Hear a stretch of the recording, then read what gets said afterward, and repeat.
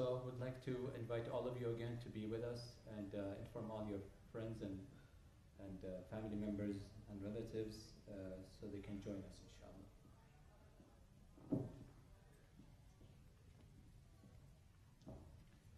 I will be reciting a few verses from Surah Al-Insan, and tonight is actually the anniversary of passing away of our dear brother Yasai's mother, and we say our condolences to this great family, and we ask Allah subhanahu wa ta'ala to bestow her and shower her with His mercy and compassion. So please, for the pure soul of Our Lady, Haji Khanum Saadate Yasai, let's recite Surah Al-Fatiha preceded by a loud salawat.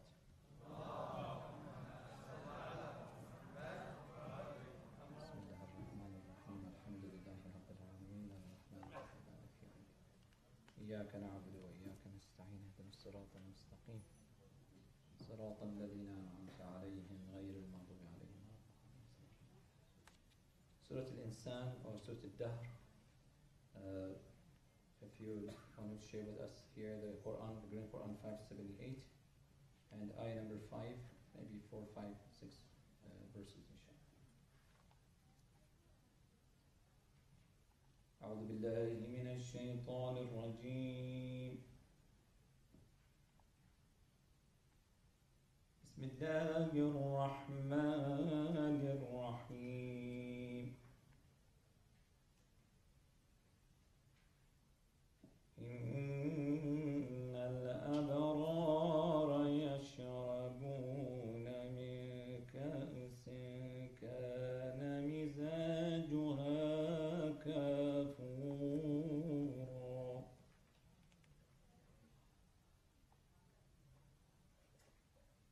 عينا يشرب بها عباد الله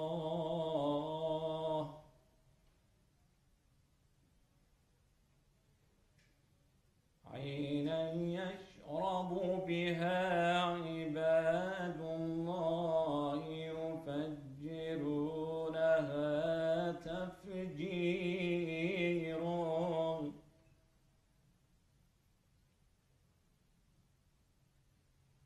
يوفون بالنذر ويخافون يوما كان شره مستطيرا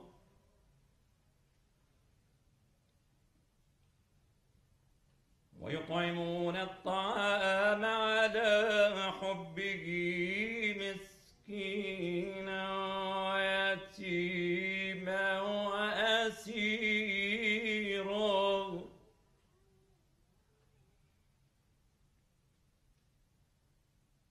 إنما نطعمكم لوجه الله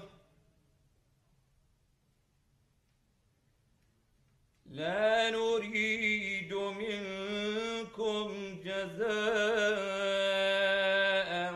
ولا شكورا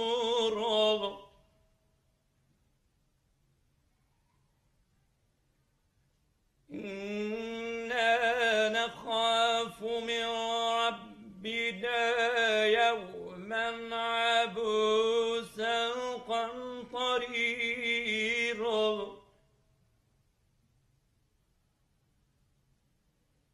فوقاهم الله شر ذلك اليوم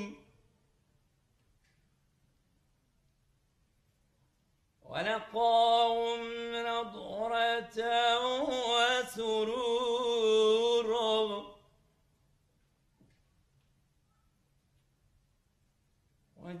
وجزاهم بما صبروا جنة وحريرا متكئين فيها على الأرائك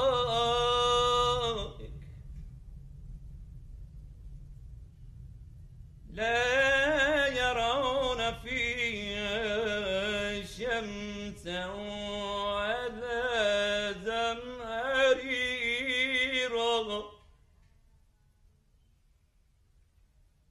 ودانية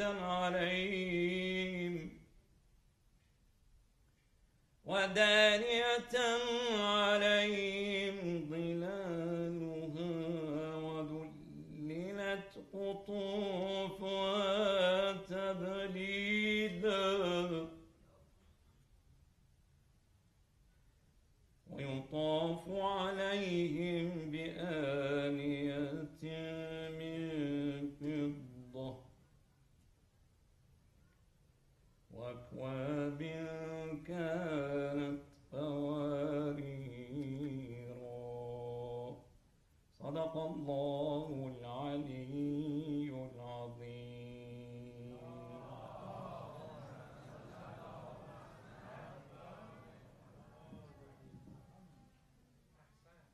صلى علیکم انشاءالله. برای سلامتی همه انشاءالله. از شما در نکنه.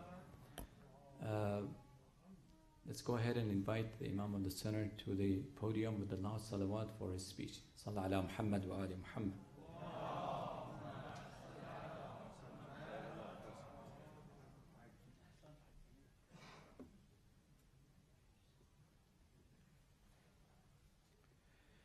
السلام عليكم جميعا ورحمة الله وبركاته. بسم الله الرحمن الرحيم. الحمد لله رب العالمين، والصلاة والسلام على أنبياء الله جميعا وعلى سيدهم وخاتمهم حبيب إله العالمين أبي القاسم المصطفى محمد وعلى أهل بيته الطيبين الطاهرين المعصومين وعلى ابنته الطاهرة فاطمة الزهراء سيدة نساء العالمين. قال تعالى في كتابه الكريم: أعوذ بالله من الشيطان الرجيم، بسم الله الرحمن الرحيم. الله نور السماوات والأرض، مثل نوره كمشكاة فيها مصباح، المصباح في زجاجة، الزجاجة كأنها كوكب دري توقد من شجرة مباركة زيتونة لا شرقية ولا غربية، يكاد زيتها يضيء ولو لم تمسسه نار، نور على نور، نور على نور، يهدي الله لنوره من يشاء ويضرب الله الأمثال للناس، والله بكل شيء عليم. في بيوت أذن الله أن ترفع ويذكر فيها اسمه، يسبح له فيها بالغدو والآصال، رجال لا تلهيهم تجارة ولا بيع عن ذكر الله وإقام الصلاة وإيتاء الزكاة، يخافون يوما تتقلب فيه القلوب والأبصار، ليجزيهم الله أحسن ما عملوا ويزيدهم من فضله، والله يرزق من يشاء بغير حساب. صدق الله العلي العظيم.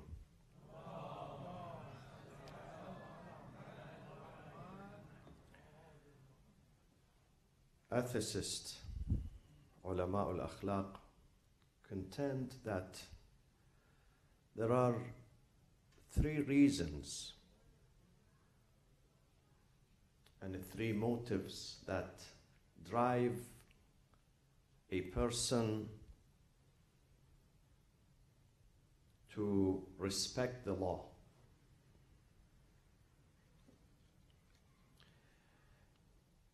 One of these reasons, and then they count the reasons from the lowest to the highest. They say that people have self-control over their behavior, over their desires, because of one of these reasons. And these reasons begin from the lowest to the highest, according to people's environment, people's background, people's family, people's values and cultures. The first of these motives are the fear of prosecution. When people respect the law in some countries, in some cultures, not necessarily because they love to respect the law,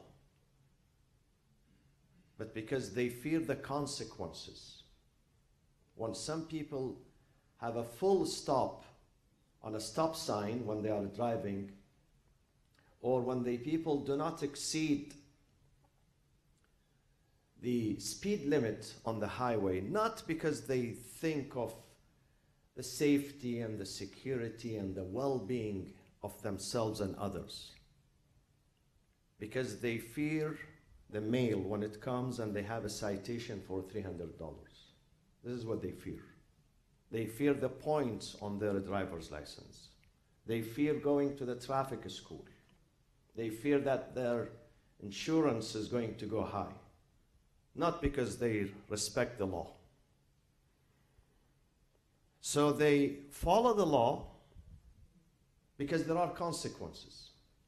They don't want to pay the penalty. They don't want to go to jail. This is why they don't break or violate the law of the society. So this is one reason. Because they say, if one day DMV says there is no speed limit, there are no police. Today, tomorrow, there are no cops in the streets. People are not going to respect the law. This is one group. This is one group of people.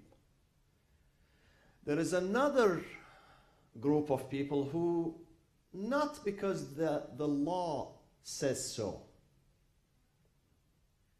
because they have something called inner conscience, dhamir, وجدان. They respect the law of the society. They are careful and responsible in their driving, in their behavior, in dealing with others, when they go to the marketplace, when they go to school, when they go to the shopping mall, when they deal with their neighbors, because they have something called inner conscience. And this inner conscience tells them that you have to love others. You have to love your country. You have to love your society. You have to love your family. You have to love others. You have to love the environment. You have to love animals. You must love. And you must show your love and display your love. So you have to be careful when you drive. Not because there is a cop standing out there. Even if there are no monitoring cameras or no police department, you still have to behave good.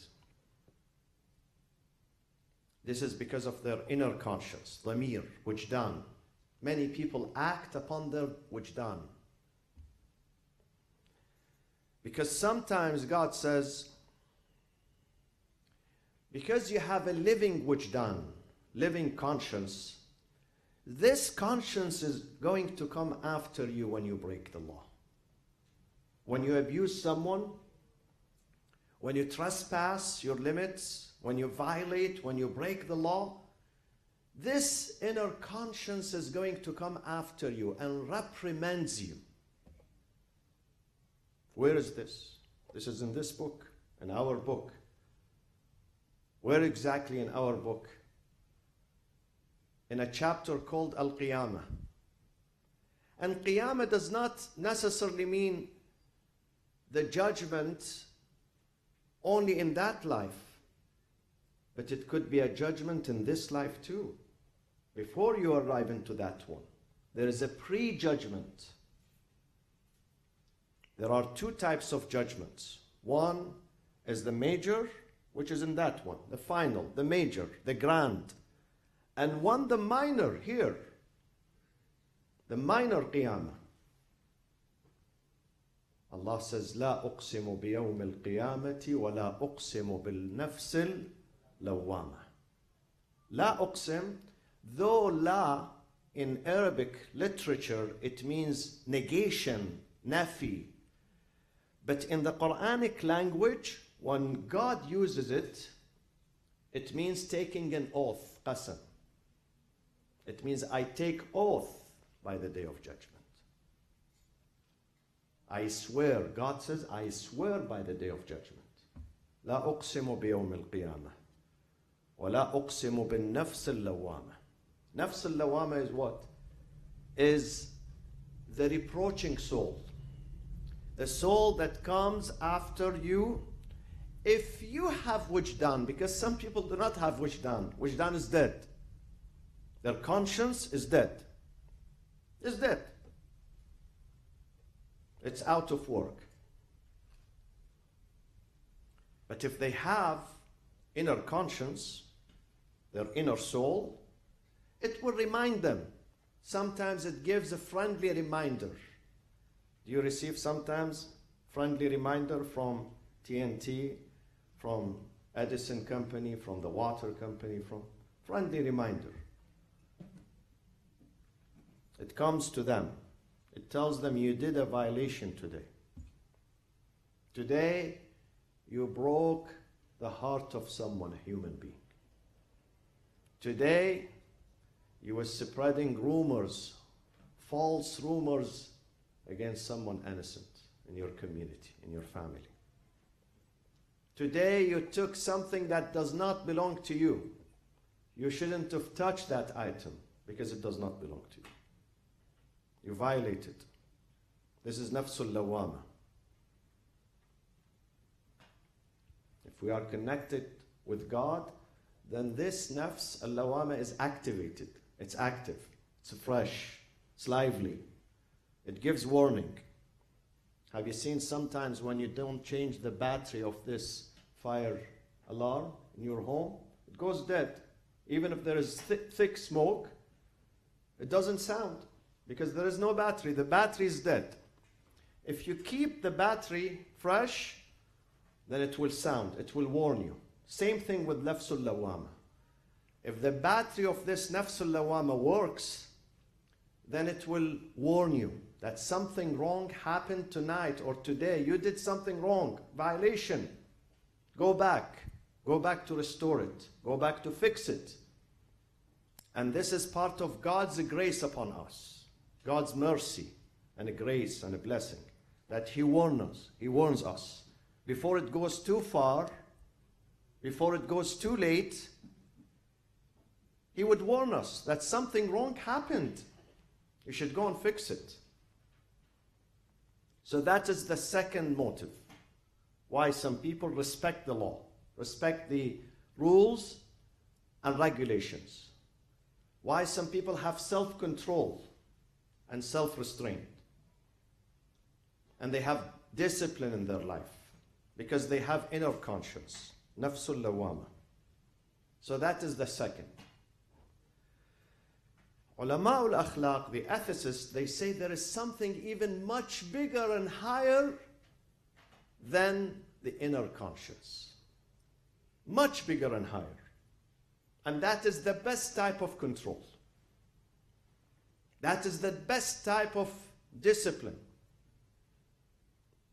That is the best type of making your life wonderful and guilt-free. And guilt-free. And you go home and you have peace with yourself. Sometimes you have peace with neighbors, with your friends. But the most important type of peace when you have peace with your own self. You are not quarreling with yourself. You are not in conflict with yourself. You are in harmony with yourself. You keep yourself under control. Once you have peace with yourself, you are not going to quarrel with anyone. With anyone. You live in peace. Do you know why some people are troubled? They always complain. Always, left and right, Complain about this, about the food, about the weather, about the street, about the building, about the neighbor, about the husband, the wife, the son. Because they don't have peace with their own selves. They don't have peace with their own selves. When they don't have peace with their own selves, definitely they are not going to establish peace with anyone. So what is that third level? What is the third motive of keeping us self-controlled? This is the subject of tonight.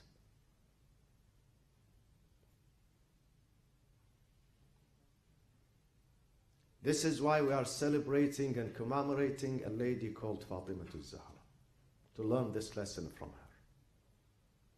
She had peace despite many conflicts around her. Some of these conflicts were poverty. Poverty is a conflict. Poverty does not let people enjoy their life. When they don't have food, when your children do not have food, you don't enjoy your life. When they don't have shelter, they don't enjoy their life. When your husband is always coming back home with wounds and injuries all over his body. Her husband Ali, the Prophet dispatches him to this battle, to this military excursion, defending this town, defending this community. Ali was the defense minister of Islam. Defense minister today, he sits in the Pentagon and he sends the troops in harm's way.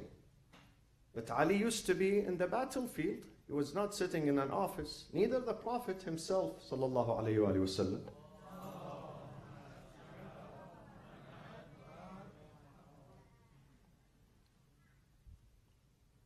So,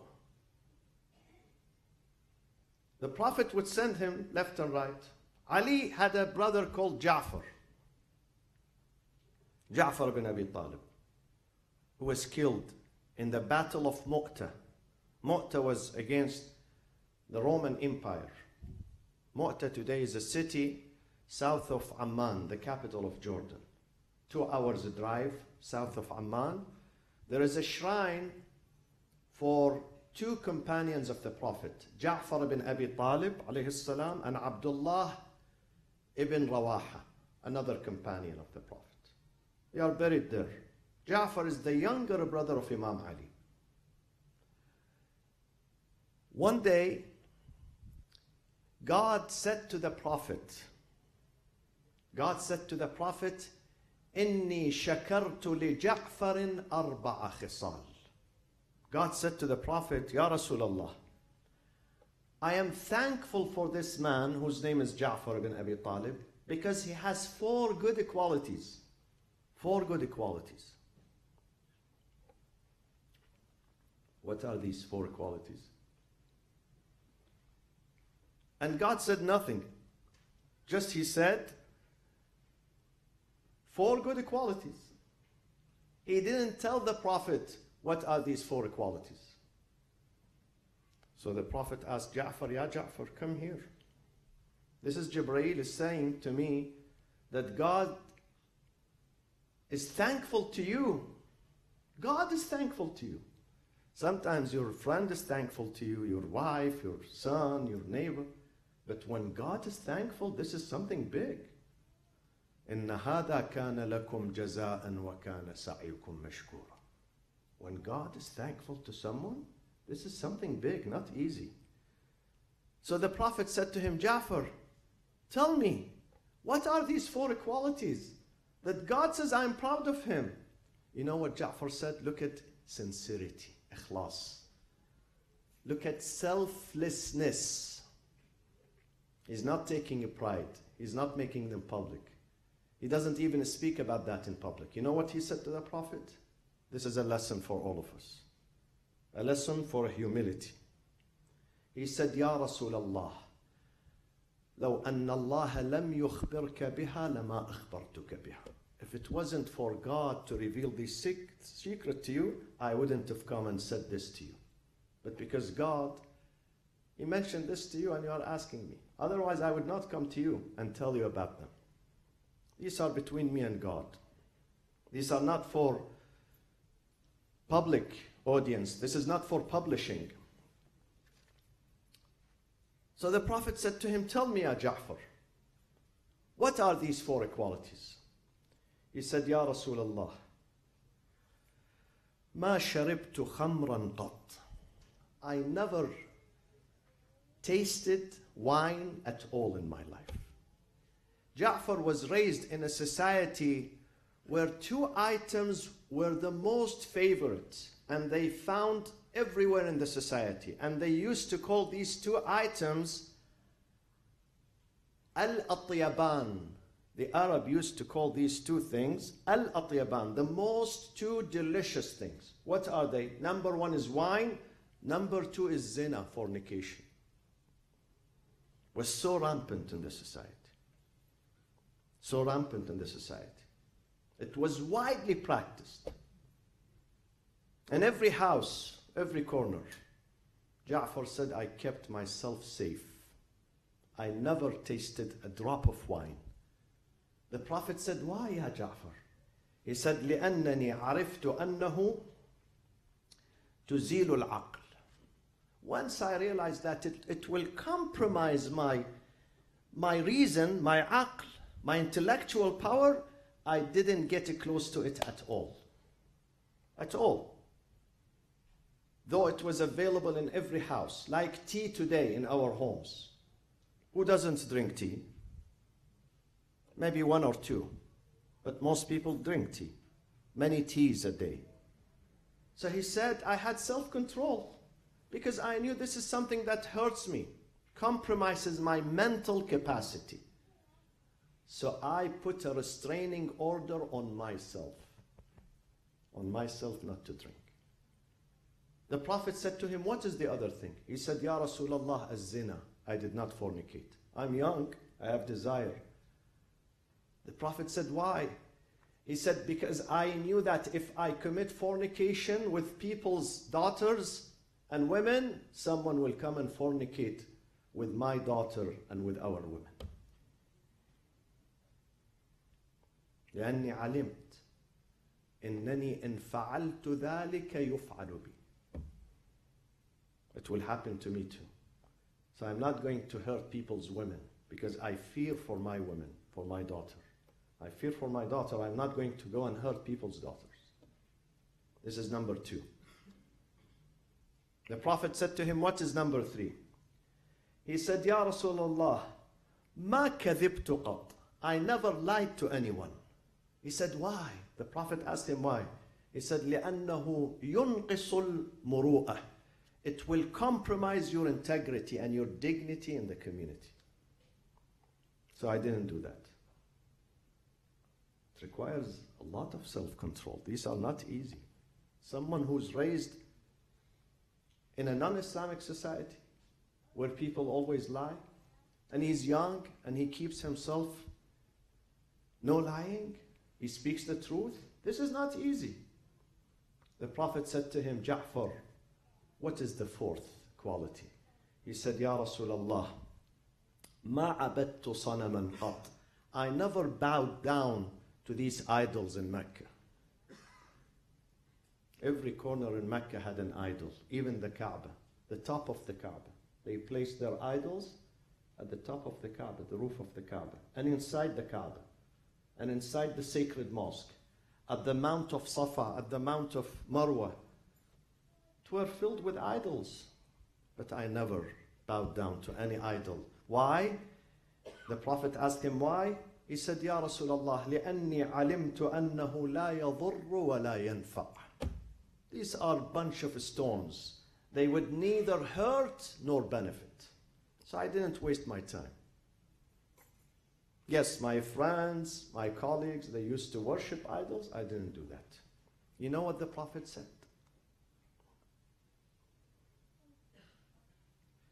The Prophet holds him from his shoulder.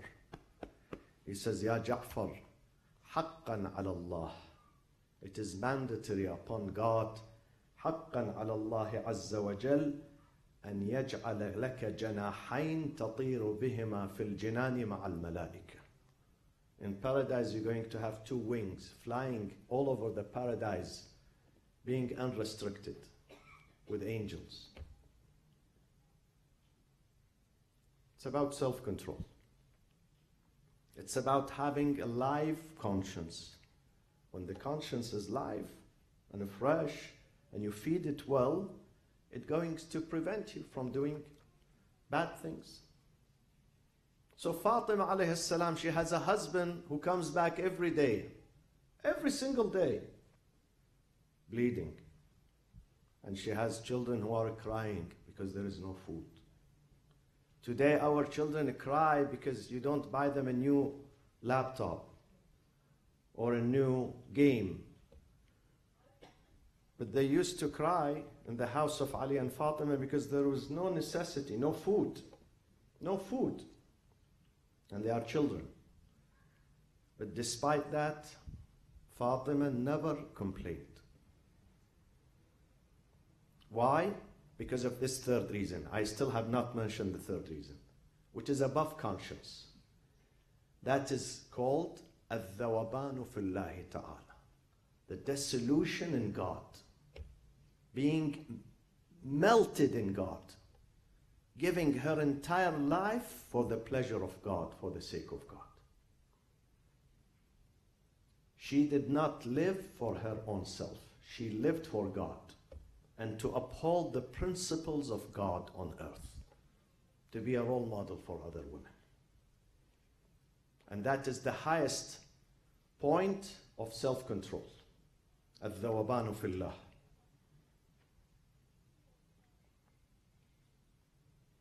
This is why the Prophet said something about her that he never said to any person. To any person. إن الله يرضى لرضا فاطمة ويغضب لغضبها.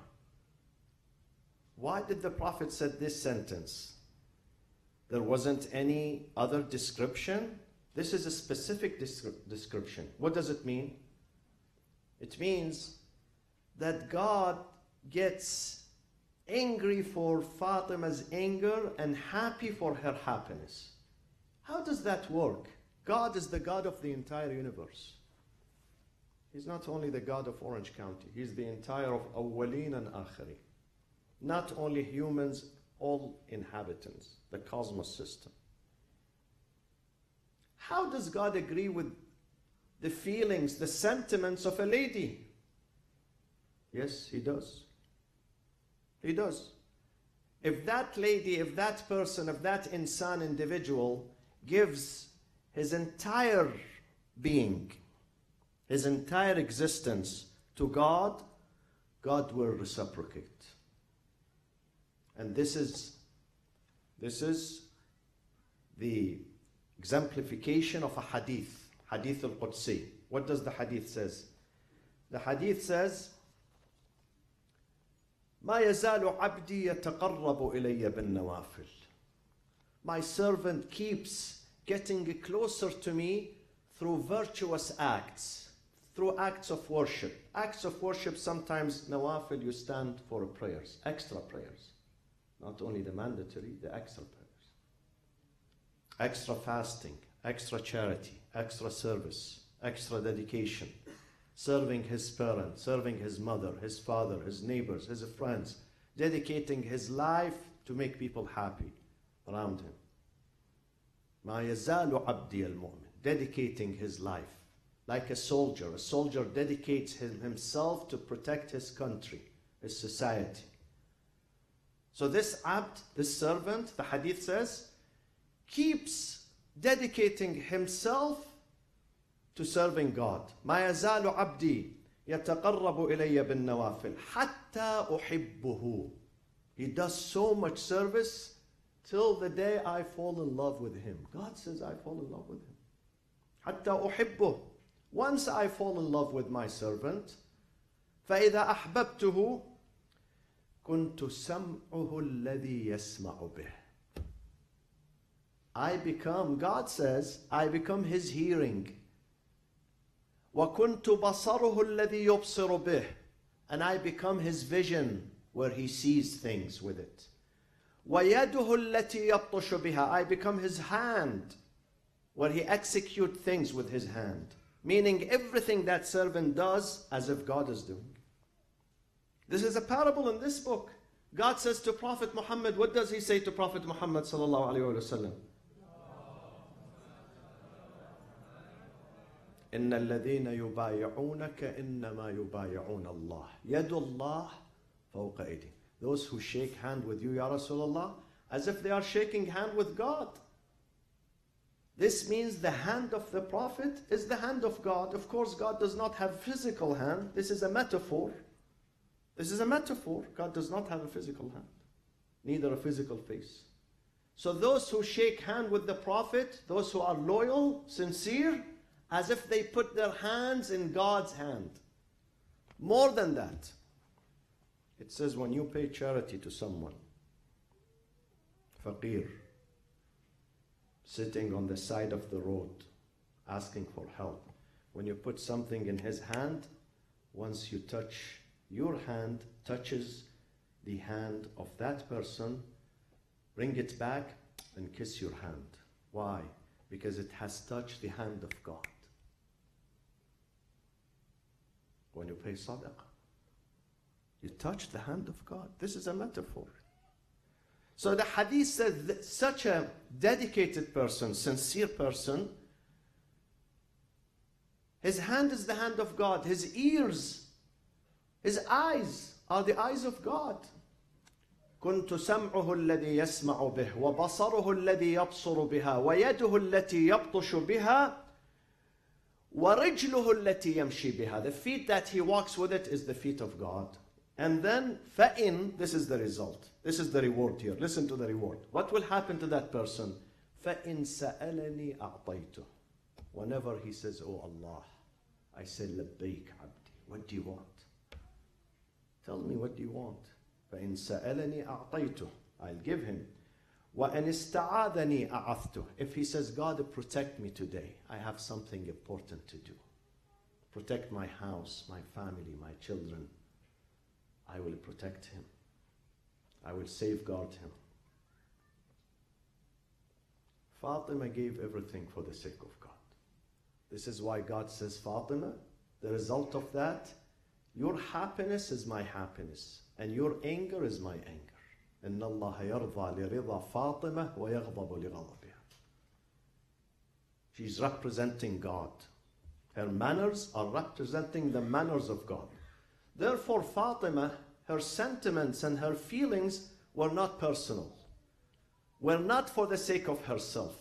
When she got angry for the sake of God. It's not because she has personal conflict with someone. This is why she said to Imam Ali, when you bury me at midnight, do not allow those people who betrayed me and betrayed my father to walk in my funeral. Why? لأنهم عدوي وعدو الله. Not because I have personal problem with them, but because those people are the enemies of God. عدو الله. They betrayed the Prophet of God. They betrayed God himself. I don't want them to be in my funeral.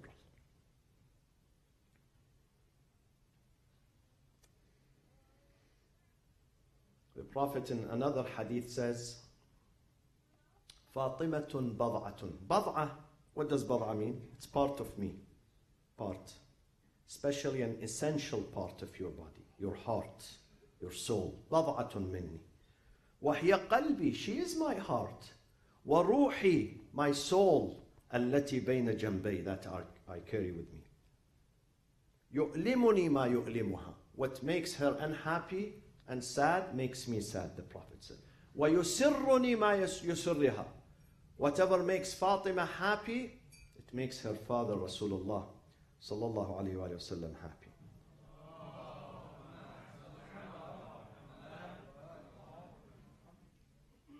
The Prophet one day turned to Imam Ali and said this sentence. He said, Ya Ali, Fatimatu ahabbu ilayya mink, wa anta a'azzu alayya minha. This is a puzzle. A puzzle. Mahabba and ma'azza. The Prophet says, when it comes to hubb, to love, Fatima is more beloved to me than you, Ali. But you are more dear to me than Fatima. What does that mean? The Prophet tried to say, we have two things, mahabba, love, and ma'azza, dearness. The Prophet said, Fatima, because she belongs to my heart, she is my daughter, so she automatically and inherently, I love her. Especially when she has good qualities, wonderful qualities. I can't help not to help my daughter. Sometimes even if your daughter is not good, she hurts you, but you love her. Don't you do that, fathers and mothers? You love your daughters. So I inherently love Fatima. But Ali, you are dearer to me than my daughter. Why? Because I experienced your goodness. When someone becomes Aziz in your eyes, why does he become Aziz? Why you say to someone, you are Aziz in my eyes? Because you experienced that person. Experienced his good qualities, his patience, his ikhlas, his sincerity, his purity. So Fatima inherently is beloved to me. But Ali, you earn it through your work. Because the Prophet had many cousins, but they were not dear to the Prophet. Not all of them were dear to the Prophet. Ali was outstanding because of his behavior, because of his manners. Let me conclude with this. I started with this verse in Surah An-Nur, probably one of the most powerful Quranic expressions about God and the noble ones on earth. God and His manifestations. Who are the manifestations of God on earth? They are Muhammadun wa alu Muhammad alayhim as-salam.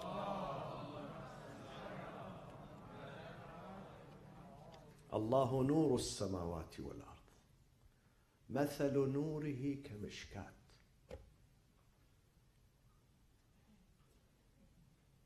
Mishkat, Imam al-Sadiq says, Fatima al-Zahra alayhi salam. She's the niche. See, this is the niche, mihrab. This is Mishkat, where it carries the light. In the past, they used to have something like that, where they put the torch, the light. Fatima is the womb that carries that light. مثل نوره كمشكات. المشكات في زجاجة. الزجاجة كأنها كوكب دري يوقد من شجرة مباركة. The fuel is continuous. Is from that holy tree. Where is the holy tree? The holy tree are Muhammad wa al Muhammad alayhim as-salam. يوقد من شجرة مباركة زيتونة لا شرقية ولا غربية يكاد زيتها يضيء ولو لم تمسسه نار. Imam al-Sadiq says, Mishkat is Fatima al-Zahra, Misbah, the light is Imam Hassan alayhi salam, the glass that carries that light is Imam Hussein, Az-Zujaja is Imam Hussein alayhi salam. The Shajara is Prophet and his family. Nurun ala nur, those are the Imams of Ahlul Bayt, the descendants of Imam Hussein alayhi salam, till Imam al-Mahdi alayhi salatu wassalam. Those are the manifestation of God's light on earth. God has a light. Allahu nuru as-samawati wal ard. God is a light that enlightens not only the universe, the physical items, but your heart and your mind too. Who are the manifestations of these lights, of the light of God? Ahlul Bayt. Nurun ala nur. Yahdi Allahu li nurihi man yasha. See, this is something special here. God says not all people are entitled to get this light. Not all. They have to earn it. They have to work for it. If the heart is dark and people, they insist on that, on staying in darkness, they don't want the light, God is not going to impose this light on them. Why? Because يَهْدِ اللَّهُ لِنُورِهِ مَنْ يَشَاءُ. Allah guides to this light whoever He wishes, He wants, He loves. So you receive the light, take care of that light. Do not extinguish that light. How do we extinguish this light? With our ma'siyah, with our sins. When you commit a sin, the light is going to dim. If we keep sinning, the light is going to disappear.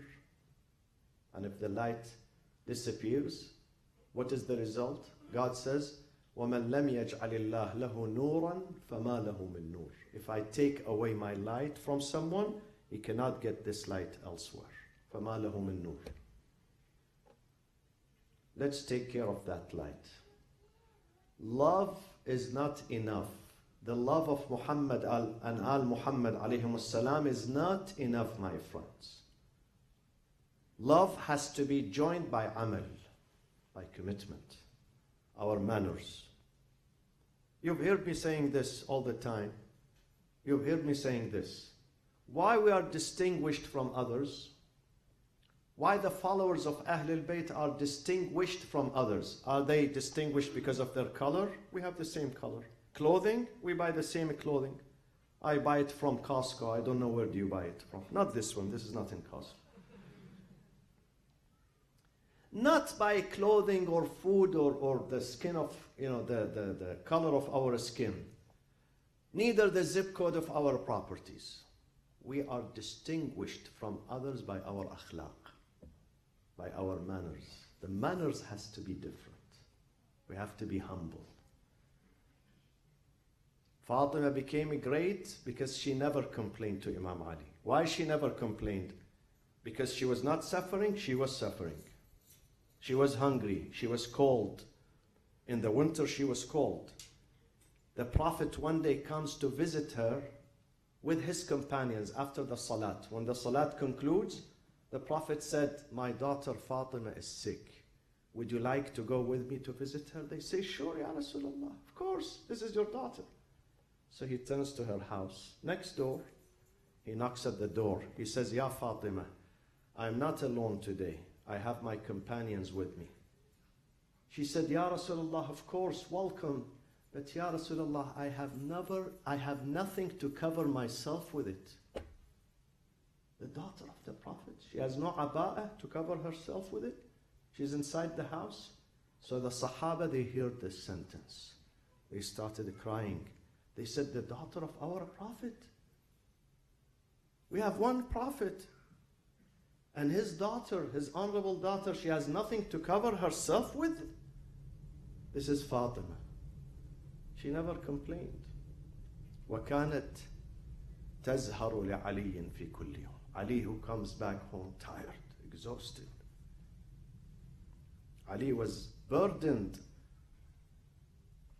with this risala, with Islam, with defending Islam, intellectual defense, physical defense, psychological defense. Ali was the only senior aide to Prophet Muhammad sallallahu alaihi wasallam. Ali was the bodyguard, personal bodyguard of Prophet Muhammad sallallahu alaihi wasallam. So he had many responsibilities. He comes home, he finds Zahra alayhi salam smiling. Zahra who is hungry. Zahra who sometimes did not have something to cover herself with. Smiling, happy. She encourages Ali. She says, Ali, don't worry. This life is too short to be worried about. Sometimes we fight over few things, simple things in this life. It's not worth fighting. It's not worth fighting. We think that we are staying here forever, for another 200 years. Not knowing that we leave everything behind. Everything is going to be left behind. And we go naked. Fatima realized this secret. She knew that she's not staying here. وَلَلْآخِرَةُ, because God said to the Prophet, وَلَلْآخِرَةُ خَيْرٌ لَكَ. Surah Al-Duha. وَالضُّحَى وَاللَّيْلِ إِذَا سَجَى مَا وَدَّعَكَ رَبُّكَ وَمَا قَلَى وَلَلْآخِرَةُ, verily, the akhirah, the hereafter, Ya Rasulullah, is your real abode, not this one. Not this one. not this temporary one. وَلَلْآخِرَةُ خَيْرٌ لَكَ مِنَ الْأُولَى. And then I promise you, Ya Rasulullah, وَلَسَوْفَ يُعْطِيكَ رَبُّكَ فَتَرْضَى. We will give you to the point you will be fully satisfied. So they knew they are not here. And this is not only the Prophet, this is a message to all of us. To me, God is saying through the Prophet to me, Ya Mustafa, وَلَلْآخِرَةُ خَيْرٌ لَكَ مِنَ الْأُولَى. To all of us. Don't be misled by this dunya. Use the dunya, do not let the dunya uses you. Have control over this dunya. Have control over your desires.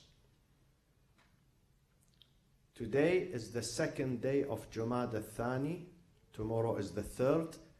Tonight exactly is the eve of Fatima's departure.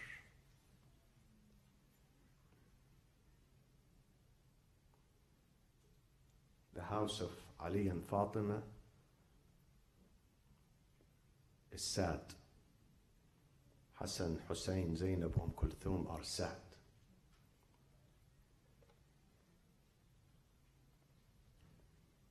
Ali knows his beloved wife, beloved friend, his sweetheart, his soulmate is leaving tonight. Of course, everyone dies. Ahl al-Bayt are not sad because they are dying. Ali was sad for something important. Because 10 or 12 years earlier, when the Prophet gave him Fatima at the night of his wedding, the Prophet made a very important statement. He said, Ya Ali, I have this dear daughter. I raised her. To me, she's a mother. Fatima to Ummu Abiha. She is so beloved to me. One thing I ask you, Ya Ali, take care of this daughter. Take care of my daughter. Ya Ali, هذه وديعتي عندك. Wadi'a means trust. I am entrusting you to take care of my daughter. That's the only thing I want from you.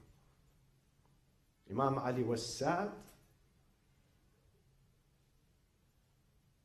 because he did everything possible to protect Fatima and to make her happy and to respect her, but yet Fatima was murdered. Fatima was murdered. This is why Imam Ali was sad. So Fatima said she knew that in a few hours she's going to leave. She asked Fidda to take the 4 children outside the house to a relative's house. She wanted to stay with Ali alone during her final hours in this life. Imam Ali takes her head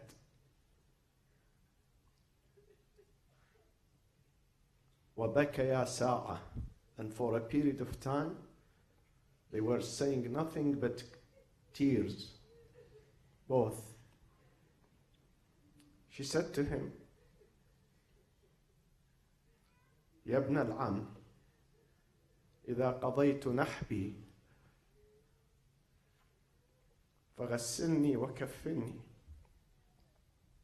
O Ali, O Abu al-Hasan, my husband, my dear friend, once I die, you take care of my ghusl, my shrouding. The Prophet left a shroud. Jibreel brought kafan from heaven. 4 kafans. He said, Ya Rasulullah, these are 4 kafans. For you, for Ali, for Fatima and Hassan. The Prophet said, where is the 5th one?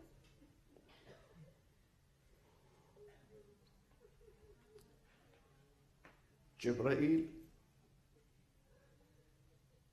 said, Ya Rasulullah, Allah says, Al-Husayn kafanuhu rimalu Karbala.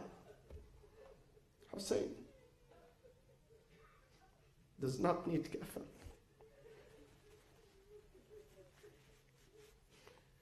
His kafan is the sand dune of Karbala. He's going to be buried without kafan. So these 4 kafans were preserved.